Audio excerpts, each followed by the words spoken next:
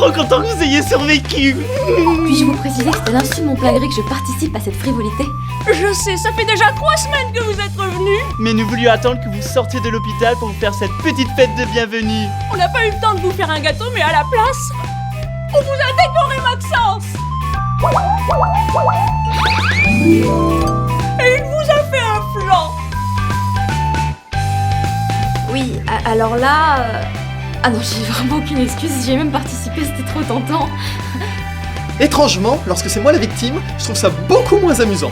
Oh allez, ça vous a un peu changé de tous ces allers-retours au bloc opératoire. Les médecins ne savent toujours pas s'il va remarcher. Mais était-ce bien nécessaire de leur suggérer de me greffer un pot d'échappement et 4 roues motrices? Avec des petites jantes en alu platiné, vous seriez tellement chou. Ça vous changerait.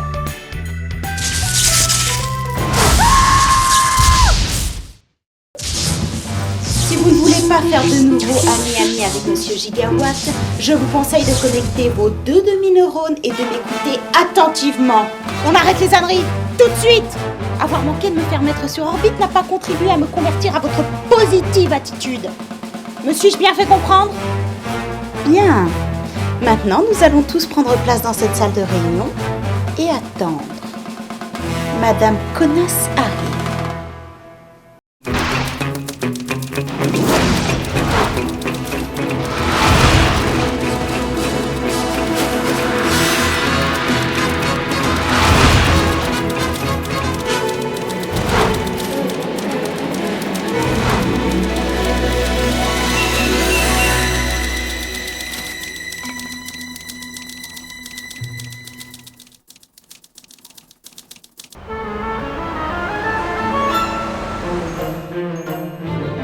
Si vous saviez quelle tragédie sa perte a provoquée.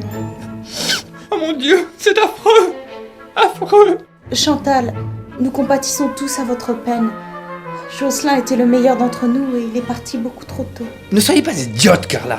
Jocelyn était un bon à rien, pourri, gâté, dont le seul talent était d'essaimer son génome dans toute matrice un tant soit peu accueillante. J'ai peur de ne pas comprendre. Je ne parlais pas de lui, pauvre sotte. Je parlais de mon visage. À cause de la mort de cet imbécile, cela fait 1 mois que je dois pleurer chaque jour pour faire bonne figure en société. Est-ce que vous avez une idée du nombre de rides d'expression que j'ai pu contracter? Pedro, botoxez-moi ça tout de suite. Je veux redevenir aussi lisse et inexpressive qu'un slam de grand corps malade. Ouh, Madame Connasse, la mort vous va si bien. Je n'avais pas vu de femme porter le deuil avec autant de classe depuis... L'atelier Jackson. Oui, voilà, c'est ça. Il se fout de moi là, c'est ça? Non. Honnêtement, c'est difficile à dire. Qu'importe. Revenons au sujet central de notre réunion. Il y a 1 mois, le jeune Truman vous a infligé une défaite quasi totale. Et à travers vous, c'est moi et toute notre corporation qui devons faire face à une situation humiliante. Si l'opération OPA ne nous avait pas assuré des revenus records en 2009, vous feriez tous aujourd'hui partie de nos nouveaux locaux de Budapest. Vous nous auriez mutés dans le tiers-monde? Quand je parlais de faire partie de nos nouveaux locaux, chérie, il fallait le prendre au premier degré. Couler dans le béton. Et on aurait bien trouvé un truc pour passer outre vos petits talents de passe-muraille. Maintenant, ce qui m'intéresse, mesdames, c'est de savoir ce que vous proposez pour organiser notre contre-attaque.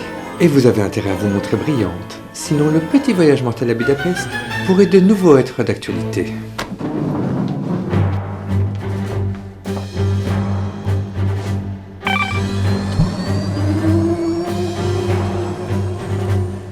Grâce à la crise économique et à une communication ciblée, nous avons réussi à minimiser les dégâts au niveau boursier. Nos actionnaires sont convaincus que nous avons lâché de notre plein gré la Flanders Company pour nous concentrer sur nos actifs. Cela a assuré une certaine stabilité de la valeur de nos titres. Et nous ne sommes pas non plus partis sans laisser quelques surprises à Truman. Ses bases de données employées ont été entièrement détruites.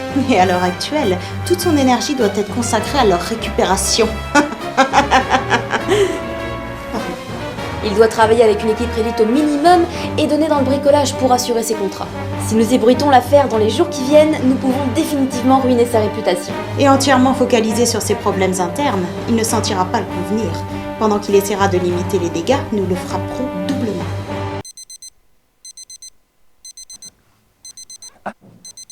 Ah, excusez-moi, c'est l'heure de mon traitement.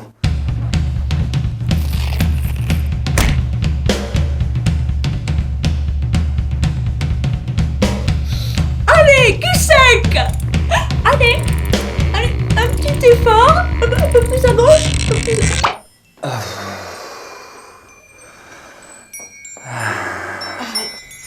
Nous avons engagé 20 super mercenaires pour former un commando d'action immédiate. Dans un premier temps, nos traders lanceront une seconde OPA au plus fort de la chute boursière des titres de la Flanders. Légale cette fois, et pilotée par nos filiales offshore histoire de supprimer toute traçabilité des opérations. Puis, nos agents s'infiltreront dans leurs locaux et se livreront à un carnage méthodique. Aucun d'entre eux n'en réchappera cette fois. Parfait! Parfait! Il semblerait que ne pas vous avoir transformé en ornement muraux était une sage décision. Ah, merci Chantal. Je pense que nous pouvons lancer cette opération dans les jours qui viennent. Ouais, ça c'est trop bien. Cette année sera définitivement l'année. Chantal connasse. Qu'est-ce que c'était? J'ai comme une impression de déjà-vu.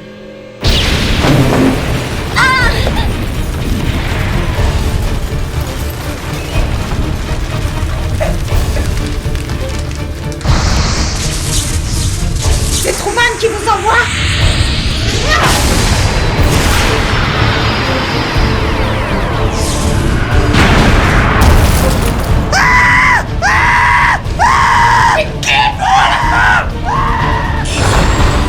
Mon Dieu!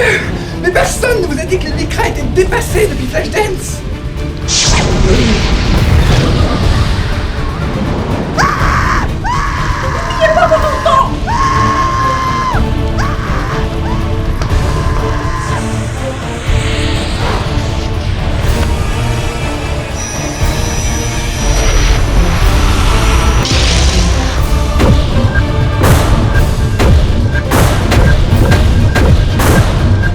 Mais c'est quoi ces monstres? J'en sais rien! Courez! Maxence, je vous en prie, passez la seconde!